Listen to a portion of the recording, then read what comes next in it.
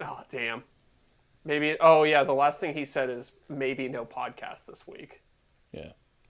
Okay. Well, It's whatever. a bonus Yeah. episode. That's Yeah, it's a right. bonus episode. All right. Should we get into it, gents? Yeah. Let's do it. Okay. In three, two, one. Welcome to Off the Welcome Cut, to a Off the podcast where we Cut, talk about building, podcast where we talk making. about and building, answering making. all of your questions. I'm Eric from Spence the I'm Design Scott Co. Walls. And I'm Zach from Zach Builds. If you have a question that you would like us to answer on air, you can send it to offthecutpodcast@gmail.com. You can find both You of can us find on us on YouTube, YouTube Instagram, and and unfortunately, and because we have to keep I up with don't kids, have you can TikTok. find us on TikTok too. All right, now let's get into the show.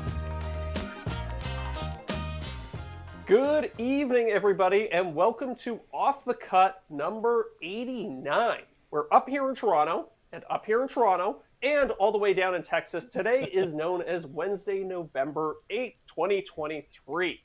Now, this week, we have a hole in our hearts because Eric is missing.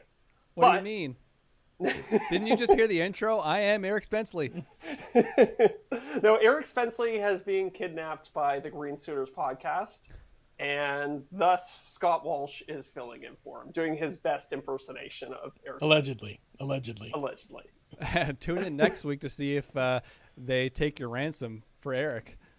Yeah, I don't have very deep pockets, so if they kill him, they kill $5. him. I got a couple bags of M&Ms left. Oh man. Well, so thank you so much, Scott, for joining us and filling the shoes of Eric. I'm sure he appreciates it. He's actually on vacation right now, doing a little bit of scuba diving, so hopefully he's Hasn't drowned yet. lost underwater. Yeah, exactly.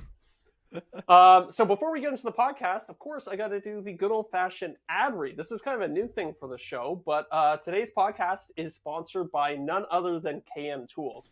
That's right. The man who is single-handedly keeping Dapper Dan in business has branched out into the world of retail. So if you don't know who Jonathan Katz-Moses is, he's the man with the best-looking hair in woodworking, and I'm proud to have his store as a sponsor of this podcast. The slogan for KM Tools is for woodworkers, by woodworkers, and I think that just about says it all. Anything that you can find in their store is either designed and made by Jonathan and his team personally, or it's something that he uses in his shop himself. Seriously, take a look at their inventory. It's all really high quality stuff. And if that wasn't enough, a portion of the profits from KM Tools gets funneled back into the Katz-Moses Woodworkers with Disabilities Fund, which Jonathan uses to outfit disabled woodworkers and builders with new tools, workbenches, and just anything that can make the hobby more accessible to them. So check out kmtools.com, and we might even have some fun bonus perks coming for listeners soon. So stay tuned for that. Nice. And I have his router plane, not the new one. I have his first edition, and that's already great. So I don't know how he upgraded it, because I don't have the new one, but I love the old one. I don't use it a whole lot because I don't use router planes a whole lot, but when I have used it, it's been cherry. See, I have a bunch of Jonathan's tools, and I love them all. They, like I said in the ad read, they are all super high quality, but I'm like this video game maker now, and I don't have that much of a use for all of these like really cool hand tools, and it sucks because every time I use them, I put my hands on them like, oh damn, this is nice. I just don't get that much of an opportunity to bring them out of storage and use them. So like I haven't used this new plane yet, but it looks awesome. Do you have it? No, I don't have it. Oh, okay. Again, a router plane isn't like top of the list in terms of like hand tools, but that one's a good one. So I do a lot. Sorry, he offered to send me one. He was like, "Oh, you should try it out. Like this, like the best thing ever." And I was like, "It's kind of wasted on me. Like I really appreciated the offer, but I was like, it's also like a $200 tool. So I was like, I don't know. Don't send me something that's just gonna accumulate dust." Yeah, I use a lot more hand tools behind the scenes than people probably think I do. And that's just maybe a content decision. I personally enjoy using a lot of hand tools, and every project that you see me make on my YouTube channel definitely has involved a lot more hand tools than you think. Like whenever I glue up a panel, I always scrub it with a plane going across the grain to flatten up the seams, and then it makes sanding so much easier. So that's interesting. Why? I know you're always very cautious about potentially alienating newcomers to the hobby in your videos. Is that why you do that? You don't want to show hand tools because they might potentially alienate people? I guess I haven't thought too much about it, Okay. but I am not a hand tool channel.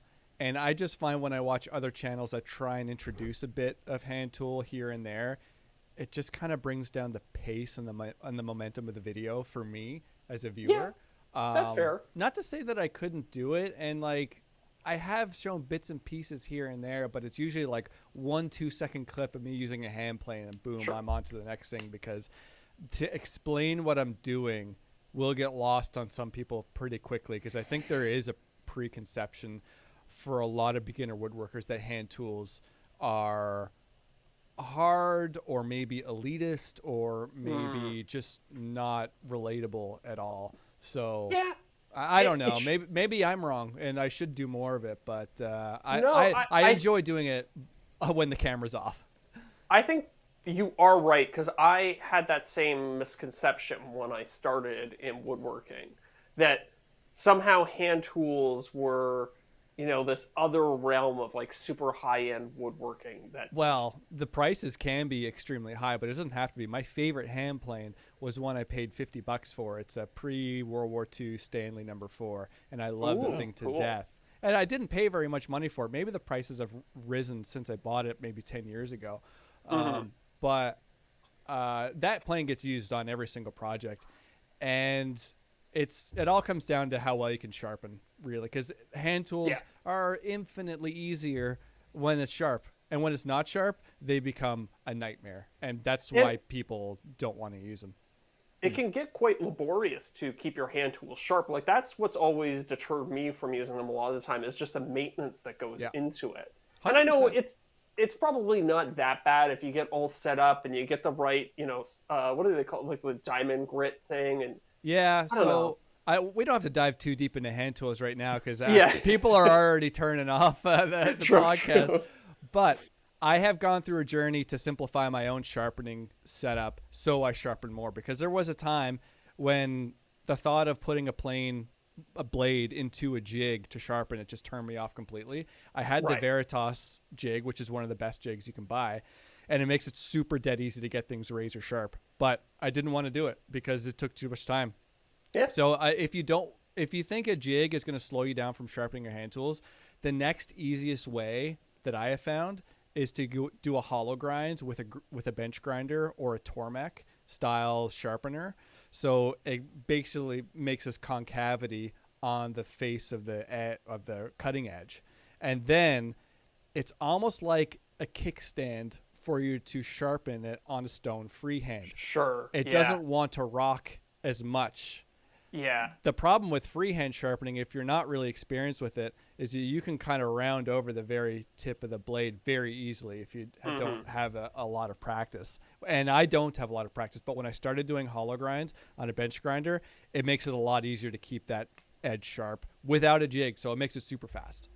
I think that's the other thing that kind of makes it hard to talk about like hand tools in woodworking videos, is that so much of it is in the feel of the tool, and you have to use it for a while, and it's really hard to put a lot of that stuff to words. Yeah. Like how you would sharpen a blade, like hold the blade flat on a sharpening stone in order to not round over the nose of it. That's something that you kind of have to feel just by doing it a bunch of times, and it's really hard to put that into words. So I think that kind of makes for boring videos sometimes. Oh, yeah. And the other thing, too, is that hand tools is probably one of the things that you'd want to go in person to a class and get like hands-on instruction from someone who really knows what they're doing.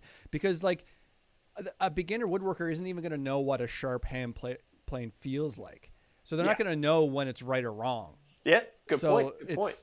It's that. So circling back, this is why it's really hard to make hand tools enticing in a YouTube video.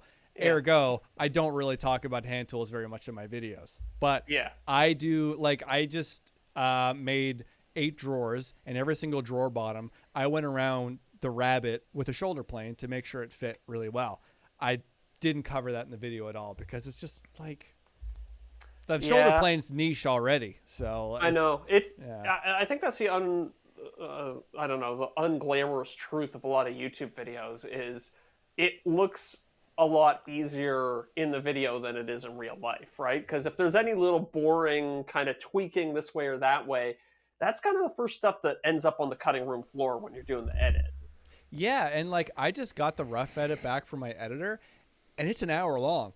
And I'm like, oh my God, there's definitely no time for hand tools because there's no time for the rest of everything either.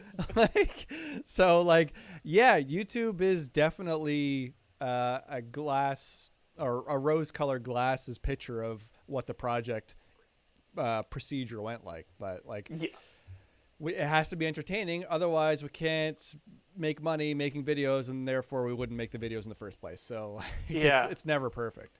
When I first started my YouTube journey, I had this idea that I was going to do 2 versions of every project. I was going to do like the cool one, the one that like, maybe the most people will watch. And then I would also make like a hardcore dedicated one where it's like, here's the measurements. Here's like me not skipping any steps, going way into detail on every point. But yeah, see, that's the opportunity to make that big long video, put it behind a paywall, and make it into a course. yeah, true. But it just seems like so much more work than the initial video. Like the kind of like the fun edit, the quick edit. That one I don't know. I'm into the groove on how to make that, and I now have my formula. I don't know. I don't know how many people would be willing to jump behind the paywall in order to watch like a long form video. So yeah, that's when you need to kind of like figure out your audience and figure out what they're there for. And if you're like someone who's like targeting beginner woodworkers and more education, like Steve Ramsey, Woodworking for Mere Mortals, he is the perfect guy to make courses, and he does very well selling his courses. Yes. But for someone like yourself, where you're making like kind of entertaining videos, nostalgia, electronics, and video game stuff, the type of viewer that's going to watch that content probably is not looking to take a deep dive into exactly how you did that. Like, I love FPGAs, don't get me wrong.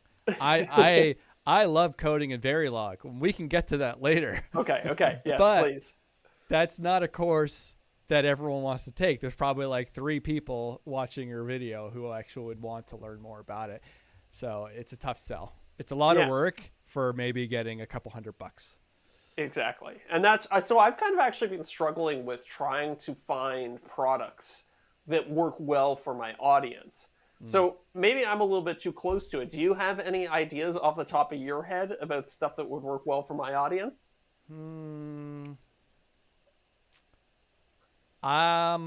Like a limited merch run of a project that you think is going to do well. But the thing is that you have to launch it when you launch the video. So you have to be like super like, oh, I know this is going to be a banger. And then you could pay a graphic designer to make like a t-shirt, sell like 200 of them only to create like a rush for it. Okay. That's interesting. That's just one idea on the top of my head. That's not bad. That's a catchphrase. Yeah. What's that? The project needs a catchphrase. Yeah, or the project kind of needs a catchphrase. Like, what's the hook of the project? Yeah. And that would be the t-shirt. And then you say, oh, I only have 200 of these t-shirts. They're super high quality, and you only have 2 weeks to buy them or whatever. And so get a piece of this project for you. Interesting. Sort of thing. Because I think if you posted it for sale, like, oh, you could buy it on my website, people are just going to be like, oh, yeah, it's cool. I'd like to have that. And then, like, 3 seconds later, they'd forgotten about it. Right. Create that urgency. Yeah, the urgency. That's the word I'm looking for. The urgency, yeah. The FOMO, the fear of missing out, right? Yeah. Yeah, I don't know. For a long time, I was really scared to invest the amount of time necessary to create a product, knowing that my only advertising vehicle was going to be a video, and I didn't know whether or not my videos would get a lot of views back in the day. So I really wanted to not put the cart before the horse. I wanted to be sure that I was relatively sure that I was going to get X number of views per video before investing the time to make products. Yeah. Whereas somebody like Eric's been doing products since day one. Like, he's been doing plans and all sorts of stuff. So he has this huge back catalog. So I feel like in some ways I'm almost playing catch up, but it's tough to dial in something that works for my audience. Yeah, your audience is not Eric's audience, and it's not my No. audience either. And like Exactly. making plans for Zell for you doesn't make sense. And like, so like, don't worry about that at all. Yeah. I have started making plans over the past year and a half, and I only have like 5, but some of them do pretty well. Yeah, they sell really well for you, right? Yeah, fairly well. Yeah, the workbench video I released 2 months ago or 1 month. I don't remember what that was, but yeah, those did pretty well. Okay. You And sell it that on was a your- big video too. That was like 700,000 views or Yeah, something like that. yeah, and it's still rolling too, so it's Nice. pretty good. So yeah, So when where do you you can sell launch your plans at? on my website, On your website, scottwalsh.co. Yeah. Nice. Good plug. I think I have them on my Etsy store as well, but my Etsy store is like just for, like it was what I used to do, and I haven't updated in a while. Etsy's just weird. What's your back end? Is it all Shopify for your website? It's all Shopify. Cool, Yeah, cool. Shopify is just amazing. I'm not sponsored by them yet. I really want to be. Do they do sponsorships? They do sponsorships, don't they? I've seen a handful. They're Yeah. pretty selective with their clients, so I'm still vying for it because they do longer term contracts too. So Okay, gotcha. Yeah. I wonder if it's one of those things where they like look at content creators who are crushing it on their platform and then reach out to them for sponsorships. I don't know. I don't even know how they would make that metric. Like, how would they know that a website is a content creation business? That's true. That's true. There's you'd probably have to- they probably know. They're pretty smart. you could probably look and see where the links were coming, where the clicks were coming from Yeah. that led to the store, and if a bunch of them were coming from YouTube or Instagram or something, they could probably work backwards from there. Yeah, I have a set of plans being released with the video that's supposed to be released on Saturday that I'm like, Ooh, exciting. oh my God, I have so much work to do. And the plans I don't think are done either. So anyway, that video's come along, and I built a new miter saw station in my shop. Well, you were telling me about this. Yeah, I just finished it yesterday.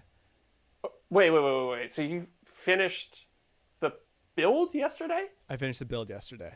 And the video's coming out Saturday? You're making me worried, man. How? That sounds like not even... I don't know. In my world, I'm like, I finish a project and then I have like 3 weeks until I launch the video. Like I have like a big gap between. Yeah, you have several things going at the same time though, don't you? Usually I do. I'm pretty like linear, where it's like one thing at a time because that's all my brain can handle. Yeah. But yeah, so the sponsor has a deadline of Saturday, plus my family's coming to visit me on Saturday as well. So it's like, if I don't make the deadline, like there's a week where I'm not gonna be able to work on it. So I have to get it done. Okay. But Well, the project turned out amazing. I'm so excited about this. So walk people through this project. It's pretty cool. You have the miter station on glide rails. Is the saw itself on glide rails?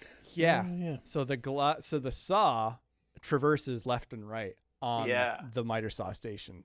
And the point of that is because I have a really small shop, and the fact that I put my miter saw on the small wall, not the long wall, I don't really have much room left and right for like the board. So the miter saw station itself is 8 feet long.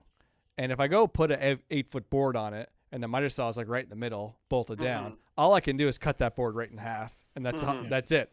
So the idea is, here's a miter saw station where you can cut the board at any point because you can just slide the miter saw over, and it increases the capacity of a small miter saw, because I'm not about to put my miter saw where my jointer is on the long wall, because my jointer is much more important to me than my miter saw.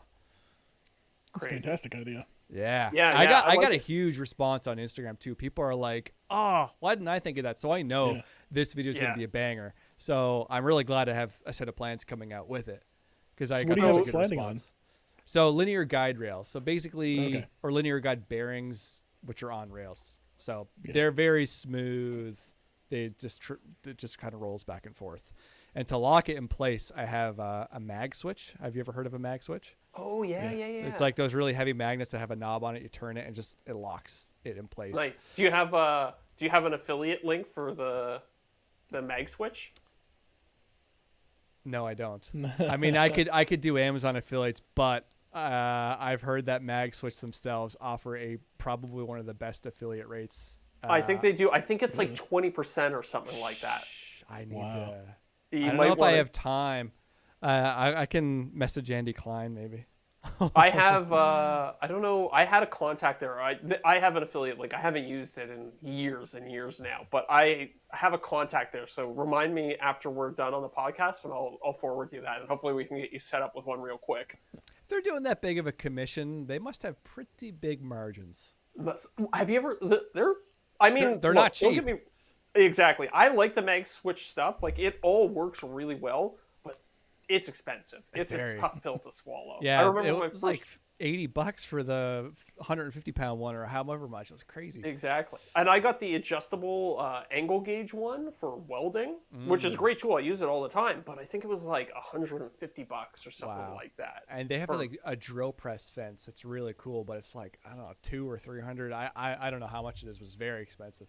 Yeah, yeah. And I have their feather board too for my table saw, which I use all the time.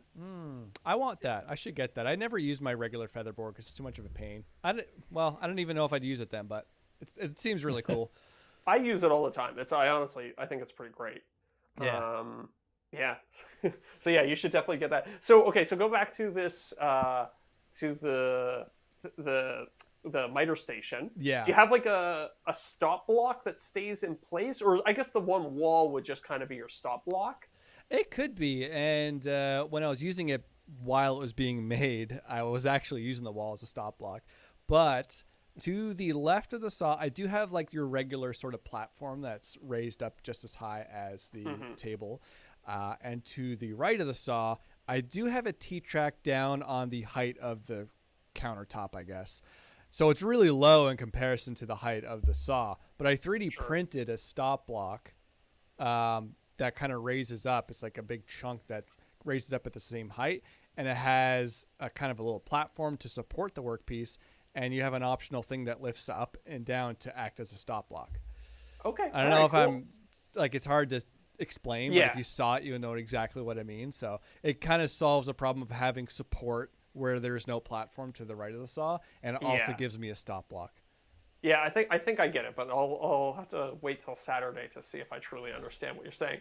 Now, one feature that I think would be really cool to have in something like that is some sort of measurement against the stop block, like either in the guide rail or maybe on the wall behind it or something like that. Do you have anything like that?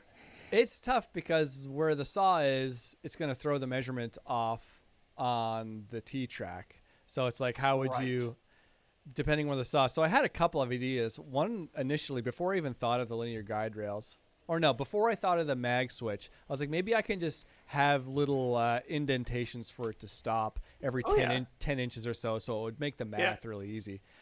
But then when I thought of the MagSwitch, I was like, nah, it's got to be the MagSwitch. So now it's like, it could be, the saw could be anywhere, the stop block could be anywhere. It's kind of difficult. But I did have one thought, and it would have been very complicated. But I'm not shy with let's hear it. complicated because it involves electronics. But have you ever heard what a DRO is, digital readout? No, I don't think so. So in a machine shop, when you go into like metalworking machines, you have like mills and lathes, and a modern machine shop they all have DROs outfitted on their machines, so they exactly know where the tool is in reference to the workpiece, and so it's usually down to a thousandth of an inch or even more precise, or in metric or whatever. So I was thinking, if I could have some sort of DRO to the left of the saw and another one to the right of the saw, and then a DRO that would understand where the saw is, then I could do some math, have it all connected to a microcontroller, and theoretically I could know where the stop block is in reference to the saw blade. Could you have the DRO on top of the stop block and then reference the blade of the saw? Well, the DRO would typically reference something stationary. So I see. On a mill, the DROs, there's 3 per each axis. So like you would have one for the Z height, you would have one for the Y, and you would have one for the X. I see. And because it's stationary, it's like, oh, I've moved 1 inch, so therefore let's subtract 1 inch, and that's the distance between the cutter head and the workpiece.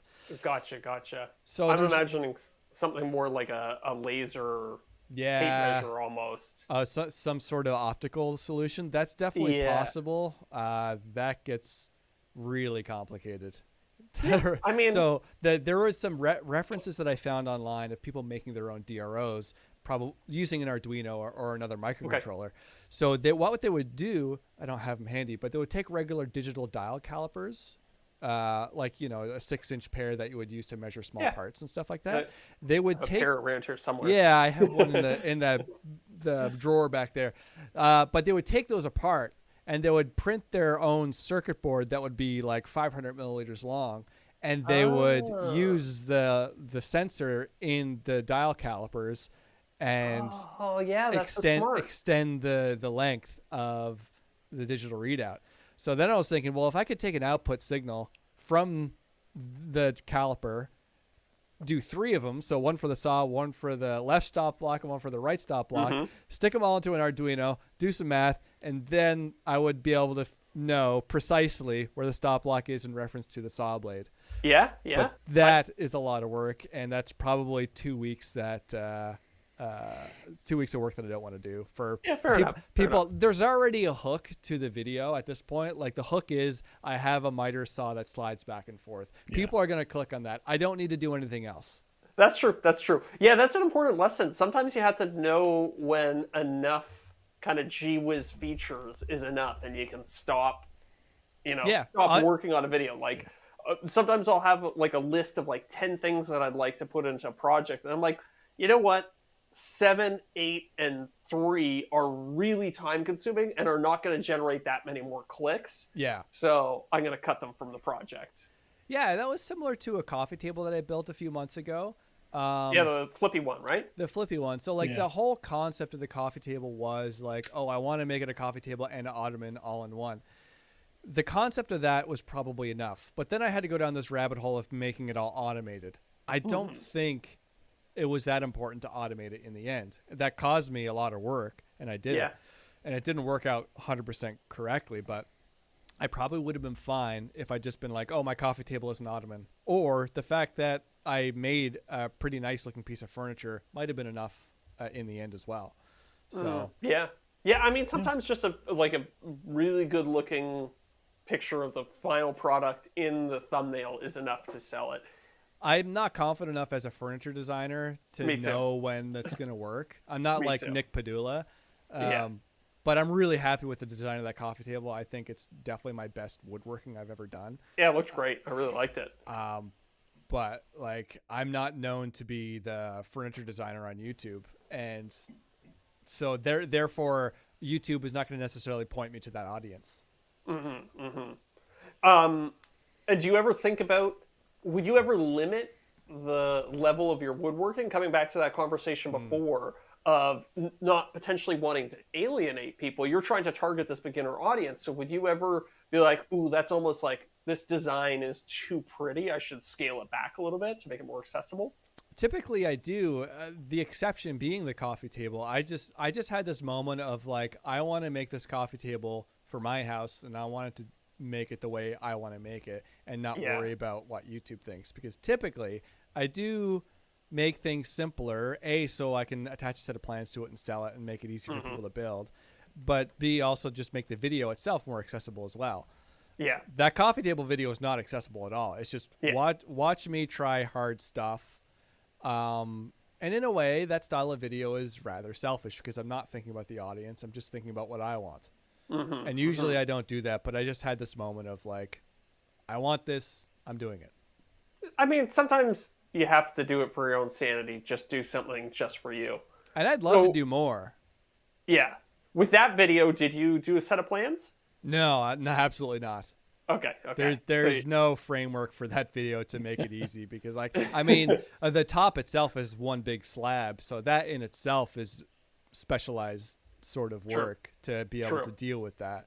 Yeah. Right? So, and then there's the carving on the aprons, and that's all like I can't claim to be able to teach that kind of stuff because half of this I was just figuring out as I was going. Fair enough. I mean, there is a middle road that you could take where you kind of do the special one for you, and then you say, but here's a much more simplified version that I've made a set of plans for. But like that's the thing. It's like, here's this cool version. Here's a crappier version for you. Like, that's a pretty hard sell. Yeah, fair enough. Yeah. Yeah. Plans is tricky. Well, all of my plans are shop furniture for one. I don't think, okay, I can't claim this, but maybe I will. It's like, I don't think I'm ever going to make plans for something that's not shop furniture. Well, it would have to be so broad in its appeal. Yeah, which is tough because furniture for interiors is so subjective with style. And honestly, if I were, I'd probably do something like all farmhouse furniture or something like that. I know it's like kind of out of style, but at the same time, I think the demo that still likes farmhouse furniture would be the demo most likely to be like, oh, I like that sort of X-brace coffee table sort of thing. Yeah. And farmhouse is very approachable from a DIY standpoint as well. Yeah, exactly. Well, it's a style that lends itself to simple shapes, and you know, a lot of it's made with just like 2x4 construction material or whatever. So. And it's why Anna White was so successful back in the day. Like, it was all farmhouse stuff. It was all super accessible, and I think a lot of her plans were free or very low price too. So many people did the Anna White plans. So it works. Yeah, but I think you hit on a good point. Like, it's so subjective that you're almost immediately alienating 99.9% of people, because somebody might be like, oh, you know, like, it's a nice coffee table, but it doesn't match my couch, or it doesn't match all my other furniture and stuff like that. Where shop furniture is much more functional. People don't really care about the aesthetics. It's what it can do and what it can add to their space. Yeah, and some of my shop furniture plans that I offer, like my first workbench, my bigger one, and now the miter saw station, there is a little bit of flair to it. With the workbench, the frame and panel drawer fronts is an example. Like, you obviously don't have to put frame and panel drawer fronts on a shop furniture, but to me, it's a skill that's definitely worth working on as someone who's a beginner to intermediate woodworker, because it's not as straightforward as just slapping a panel on there. And same thing with this miter saw station. Again, it has frame and panel drawer fronts because aesthetically it looks cool, but it's a skill that you can take to other builds as well. Yeah, true. Yeah. Do you ever get messages and emails and stuff like that from people sending you completed versions of your plans? Occasionally. A lot of the workbench ones that sold for my first workbench, I did get a lot of that. My crosscut sled plans, both of them sold very well. I haven't seen one. Like, really? Yeah, I've sold hundreds of them. And in one of the first page of the plans, it says, like, show me a picture, send it to my Instagram at Scotty D. Walsh. No one has ever sent me a photo of the crosscut sleds before. I don't know if people are making them or not, but they still sell well. Well, I mean, if the plans are selling, I guess that's the most important thing. But I always love it when people send me, like, photos of, like, hey, I made a coffee table in your style, or, you know, like, hey, I did this thing inspired by your work. It's always really satisfying to get those. Yeah. Our mutual friend Arpad made my workbench. Oh, nice. Very cool. Yeah. He's in the middle of, like, redoing his whole shop now. Like, that kid, he's really, for everybody listening, they should check out his channel. He's a really impressive woodworker. He's 16, maybe. He's probably 15? Like 17 or 18 by now. Okay. Built his own workshop from the ground up, like framing and everything. Yeah, framing and everything. And then recently just abandoned it and is now moving into a new space that he's currently outfitting. Yeah, so, that's such a me move too, just to spend so much time and effort and money on building something, and then like 3 months later I'm like, okay, bye. I don't care. That's like, and people are like, but you put so much effort into, like, I don't care. It's, you know, building on the next thing is more fun than, like, you know, thinking about coveting the last. Yeah, exactly. Yeah, totally. I mean, I get that from the point of view of, like, furniture and stuff like that in my house. Like, I'll make coffee table after coffee table after coffee table and just keep throwing the old ones out or giving them away to friends, because I'm more concerned with the act of building it than I am actually enjoying the finished product. It doesn't really matter to me. Yeah, that's a great question that I often ask different people is, like, do you enjoy the process more? Do you enjoy the designing more? Do you enjoy the final result more? And the answer always is different for each person. And I think it's not like a black and white thing. We each enjoy a certain amount of each. And for me, I think I almost enjoy, like, the design and the result kind of equally as much. And sometimes like the process isn't as fun for me. Like I almost like the designing and like having the finished piece done. I think it depends on the project though. I like the concepting more than anything. Like, not even getting into the nuts and bolts of designing, but just being like, wouldn't it be neat if I did X? Yeah. And then that's my favorite part right there. And then everything else after there is like just kind of obligatory. Ideation. I like whenever you plan out the design and you get to the final step and you've done it and they look exactly the same. That right there is the payoff for me. Yeah. Okay. And like since I've been I've always modeled my stuff in SketchUp, but I think now I'm at a point where if I model something on SketchUp, I know it's going to turn out well in the end. I think for a lot of people, it's kind of a mental block where it's like, oh, I see it on the screen or even I see it on paper, but I don't see it as a completed piece of furniture.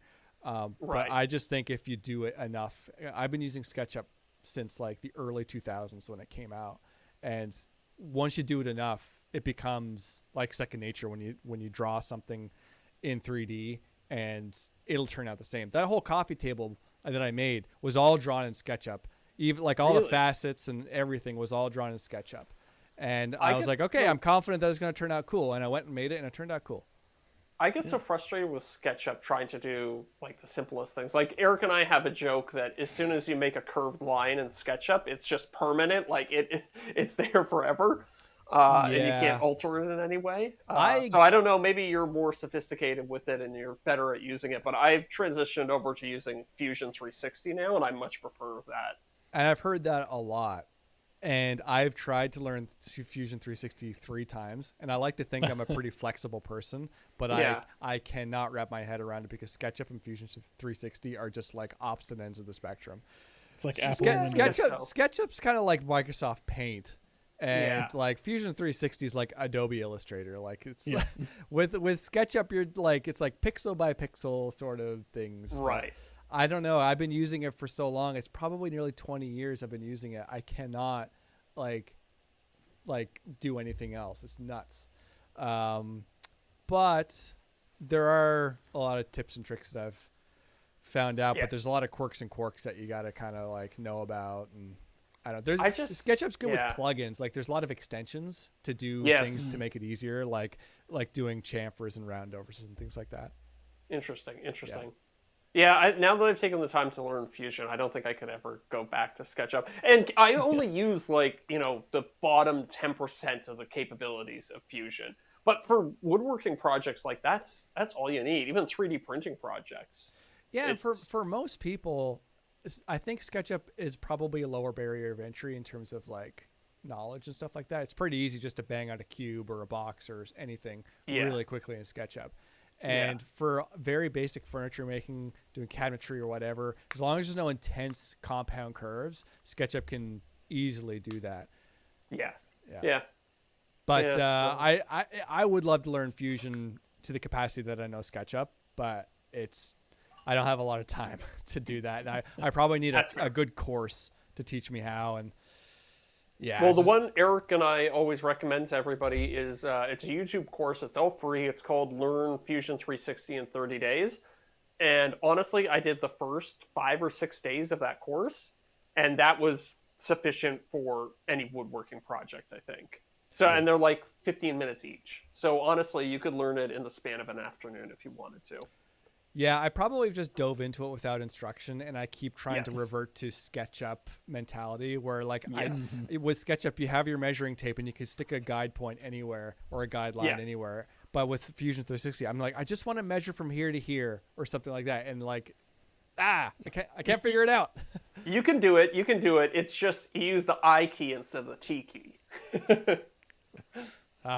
Whatever. That's a future Scott problem if I ever get into Fusion. Yeah, fair enough. My plans guy uses Fusion, so I should probably switch to that for him, but I don't know. Oh, yeah. So how do you go back and forth between the two? I don't know. Ask him. I send him the SketchUp file. And he just figures it out? And he deals with it. I'm like, great. Thank you. I guess there's some plug-in to like translate between the two, probably. Or I don't know if he exports an STL or I don't know. Yeah, maybe. Oh, so for all your 3D printing projects, do you use SketchUp? Hold on. Sorry, guys. My Oh no, headphones just died, so you're probably going to get some Technical. feedback from me. oh, I hear Hold a on. good delay from me, Yeah. like a good Van Halen solo. I don't hear it anymore. Yeah, so I'll just talk anyway. So yeah, 3D printing and SketchUp usually don't go hand in hand. A lot of people who are into 3D printing do use Fusion, and I get it. Yeah. But because I just can't friggin' figure out Fusion, I've just stuck with SketchUp. And honestly, it works just fine. Sometimes I have some issues with some geometry that doesn't always transfer over to the slicer program. But the Bamboo Lab slicer programmer is pretty smart, and it can make up for SketchUp's deficiencies. Yeah. So Yeah. you can use Yeah. SketchUp for 3D printing. Okay. The So what do you chisel do? You thing just you did was pretty good. Yeah, that worked out pretty well. And like most things work out pretty well, honestly. So can you export as an STL from SketchUp? Oh, yeah. Yeah, definitely. Oh, okay. All right. Yeah. Cool. Yeah. Interesting. So, and Yeah, like as so- far as I know, like when I look at like the quality of the physical print, there's not really much difference because like there's when you do curves in SketchUp, like they it cuts it into individual lines, but you can adjust how fine the resolution of those lines are. Oh, wait. It does it in SketchUp? Because in my mind, that's the job of the slicer. In terms of like layers, that is a slicer. But I mean, like when you make a curve and the resolution's low, it looks like just like a Oh, interesting. yeah. I've never actually zoomed in enough on. I mean, I guess at some level, even my Fusion 360 files must have that going on at some level. I think they do as well. It's just in SketchUp that it defaults to a pretty low curve resolution, so you always Interesting. see like it looks like a loony. Sorry for the American viewers. Yeah, no, that's a reference Looks a I little understand loony. perfectly clearly. yeah. What's that, Derek? I said it just looks a little loony. Yeah. Yeah. yeah, that's what I mean. Yeah. So what's going on in Zach Build's land in terms of upcoming projects? Well, I just finished a set of speakers, so I think we talked about this.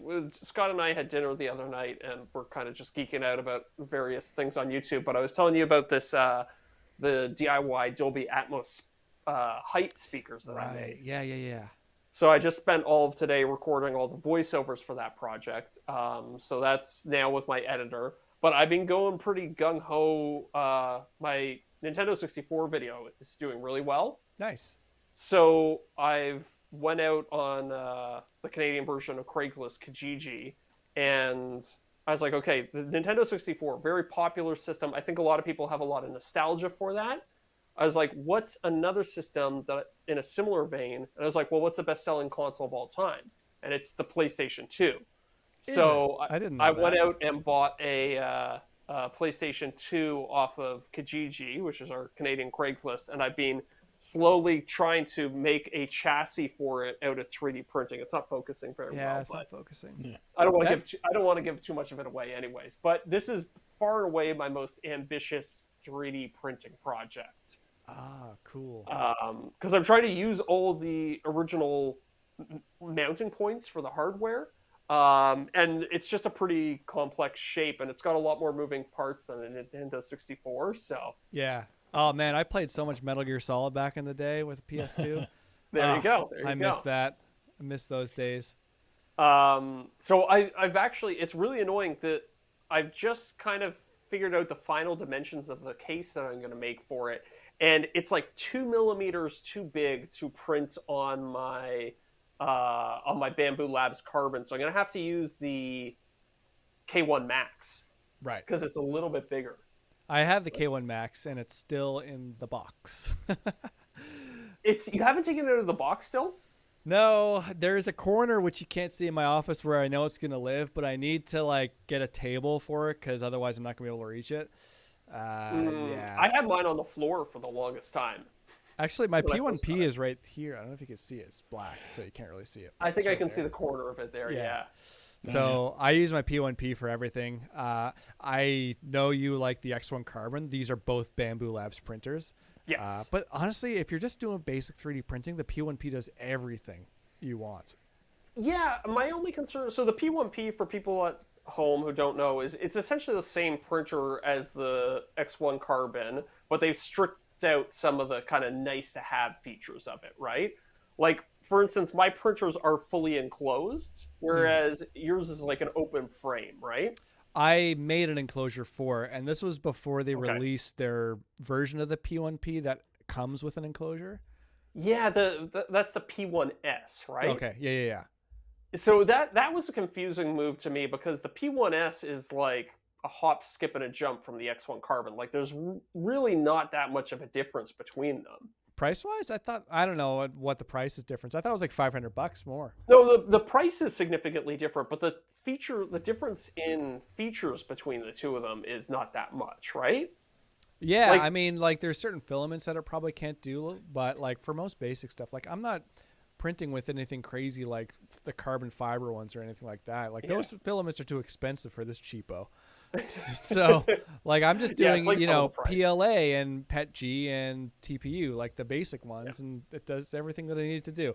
And if they had the P1S, I would have got that over the P1P because like I don't want to make an enclosure. For those wondering, an enclosed 3D printer does better if you're printing PETG, which is a bit of a stronger filament. Otherwise, it can just like come off the base plate. Yeah, so when you have a 3D printer that's fully enclosed like that, it's easier for it to regulate the whole temperature of the enclosure. Whereas with an open bench one, you're only able to regulate the temperature of the bed. And so there can be distortions that happen, throughout the print that are easier to, I don't know, it's a more controlled environment. Yeah. And I've heard with some filaments, you can actually, like, if there was a breeze in your room, it can actually affect the plastic as it's coming out of the nozzle and lead to poor adhesion or artifacts in printing and stuff like that. Yeah, definitely. Anyway, So- that's our 3D printing tangent. But yeah, back to your PS2. Yeah, so I've designed it. It's like I did everything I could to chop out every little millimeter, make it as small as possible, but just the base components of it are size such that I'm going to have to go away from my beloved X1 Carbon and use the K1 Max. K1 Max is like 20% bigger, I think. And it'll be my first time really using it. I've used it for small stuff, but I've never used it for a complete project before. So I just went online and bought a bunch of accessories for it. So I'll give it a nice shakedown in this project. It'll be fun. Oh, cool. So besides 3D printing, what else? Are you doing any sweet upgrades to the PS2? Oh, yeah. Sure. So the first thing I did was rip out the CD drive, and I replaced it with a 1 terabyte solid state drive. So I'll be able to have like basically every game. Everything. Well, not every game. The PS2's got a big catalog, but I'll be able to play everything that I want off just the hard drive. I'm going to do an HDMI mod to it. I'm going to power it with USB-C. I upgraded the cooling. Nice. As long as you can play Solid Snake, like that's all. Exactly. I'm gonna be able to play Solid Snake in, I think, 1080p or maybe even 1440p with this HDMI mod that I got. Yeah, it's pretty cool. It like steals the signal as it comes off of the GPU, and then sends it to this upscaling unit that then pipes it out of HDMI. That's awesome. Yeah, it's fun. I saw you They're did that still with made the up of polygons. Yeah. You are still limited by the polygons. It's true, but it'll be at least less jaggy, or it'll have less aliasing than it would otherwise. I saw you did that with the N64, and that was pretty sweet. Yeah, so very similar process, but this is a much higher end HDMI mod, so it's much better upscaling the image. And the PlayStation lends itself to upscaling a lot better than the Nintendo 64 does too. Cool. Yeah. That's awesome. Yeah, so I'm hoping it does well. I've been looking.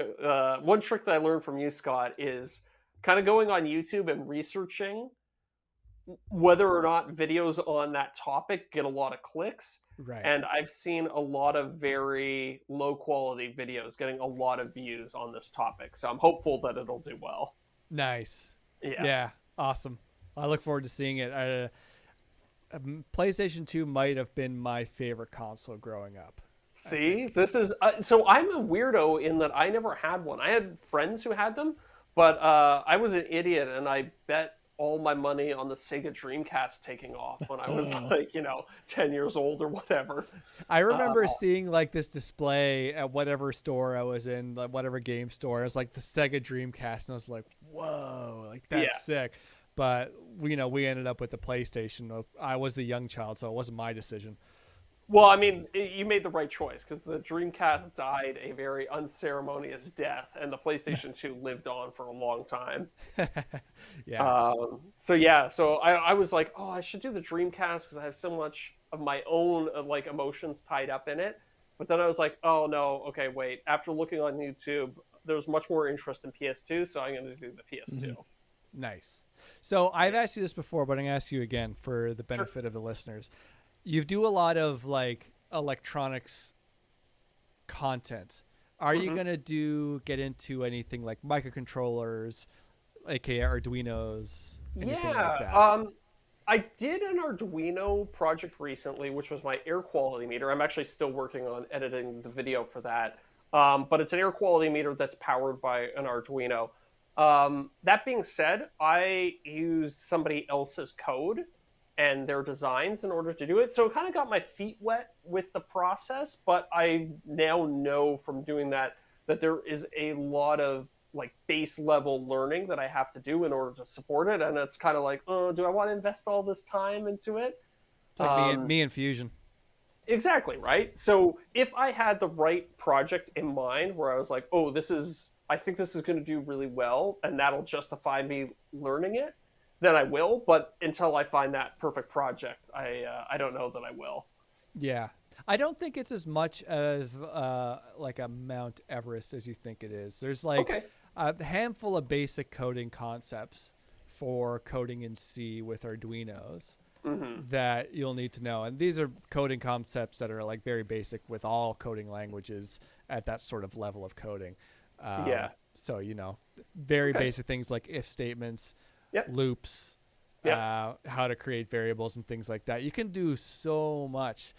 One of my older projects, that video didn't do really well on my channel a long time ago. I automated my dust collection system. Oh, that's cool. So basically every single machine had a little sensor that I made that sent a signal to an Arduino that would tell the Arduino if the machine had turned on. And then I made all these custom blast gates where the blast gate itself was attached to a servo motor. So that would open and close the blast gate. And each dust collector, because I had 2 dust collectors, had a relay on it to turn on and off the dust collector. So basically, whenever I'd touch a machine on, it would send a signal to the Arduino that was like, oh, open the blast gate for that machine and turn on that dust collector for that machine. Yeah. The coding ended up being kind of long, but it was all just a bunch of basic if statements and things like that. Sure. I think I had made some functions, but like beyond making functions, it's all pretty straightforward stuff. So you can do a lot with not a whole lot of coding. Something like that, I think I could probably wrap my head around. I do have a little bit of background in like Python and JavaScript and stuff like that, so I am familiar with some of the basics. I would still have to obviously learn the ins and outs of the Arduino language. Yeah. But Arduino is C. Is it? Oh, okay. Yeah. I thought it had its own language. It has its own libraries, but you can. It is C, and you can basically do anything you can with C. So language C is a very basic language, but I don't mean basic as in like it's a bad thing. It's in a way it can be more advanced because you need to kind of write more code to do less over something like Python or Java, which are more fleshed out languages that have a lot of built-in functionality. The thing with Python is that there's probably a function already made within it, and you just got to Google a function to figure out what it is. Whereas C, there are libraries, but it's not a lot, and so you might need to write your own functions or do stuff like that. So the good thing about Python, it kind of seems more beginner-friendly because it's more searchable in a way. Like it's almost like there's more resources. But Arduinos are not powerful enough to run Python. But really? Okay, interesting. As far as I know, because I think Arduinos are 8-bit and Python can only run a 16-bit, something like that. I'm not super knowledgeable about that. But Raspberry Pis can run Python. Now, Python isn't as an efficient language as C is, but for doing basic stuff, it really doesn't matter. So if you are knowledgeable in Python already, or you're looking to get into it without a lot of like low-level language knowledge, then maybe grab a Raspberry Pi. They're a bit more expensive than Arduinos, but grab a Raspberry Pi. You can use Python, or you can use C on a Raspberry Pi as well if you want to. But grab a Raspberry Pi, and you can do a lot with that. And Raspberry Pis are much faster than an Arduino. Yeah. I was actually looking at getting the new Raspberry Pi 5 that just came out and using it for like for a game console video. But I don't know, maybe I could find another use for it. It's honestly, like I said, it's just a matter of finding the right project that excites me. I find that since learning all this over the years, I can't stop thinking of projects that I want to do with it, because it's like at the end of the day, an Arduino is a microcontroller, and all a microcontroller is a bunch of inputs and outputs and some code that just has instructions for what to do with those inputs and outputs.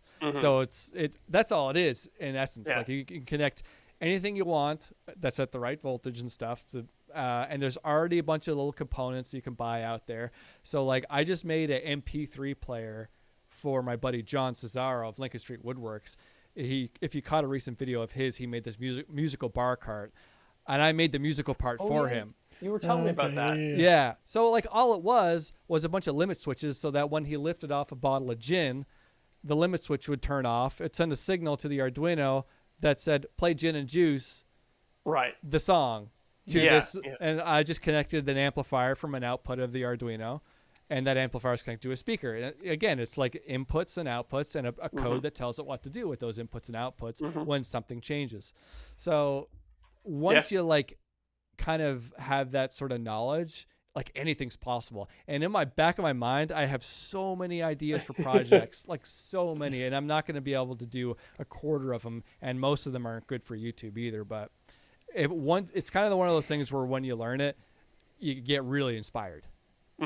So if somebody is listening to this, or maybe even just for my own edification, would you suggest that somebody invest the time to learn Arduino, or would you just say skip the middleman and go straight to Raspberry Pi and do it in Python? It's a good question. I think if you're the type of person who is a bit more frugal, and B, doesn't mind getting into the nitty gritty, learn C, and then the world is your oyster. Basically, you can do anything you want. With Python, it is a little bit easier. The syntax is a bit easier, and it's more forgiving.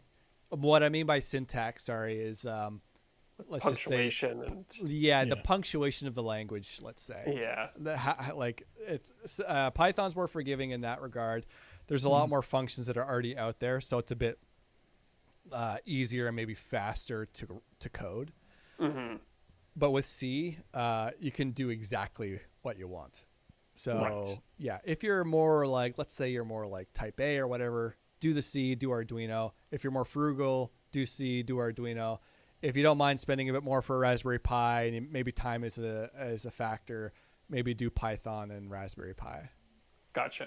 Yeah, one of the limitations I ran into working on this air quality meter that's powered by an Arduino is that it was just super slow to respond to stimulus, like, changes in the environment. I, sprayed a little bit of spray paint, and there'd be like a 10 to 30 second delay between when I could smell it personally and when the machine started picking it up. And I can even see, you press a button on the screen to open up a menu or something like that, and it would take 5 seconds for it to happen. So Arduinos are slow for certain things. I have a feeling with it probably could detect the input as fast as possible. It might be the screen. It to the screen. The screen might be a slow thing, because like displays like that do take a lot of instructions to happen. And Arduinos, they're very fast to do most things that are everyday, but when it comes to displays and things that might seem more modern technology, it would struggle with, and a Raspberry Pi is probably faster at that. And if you have the code for the Arduino in C, then you should be able to plant that in a Raspberry Pi, and it should work a bit faster. Well, I was using a lot of libraries that I think were designed for the Arduino. Would I be able to then port those over to the Pi? I think so. Yeah, Cool. I'm not very experienced with using Pis, Fair but enough. It's the library is not Arduino. The library is C. Oh, and, okay. And you can flash C to a machine language to go on a Raspberry Pi the same way. Okay. But again, I don't have a ton of experience with that, so that's just my high level understanding. Yeah. Yeah.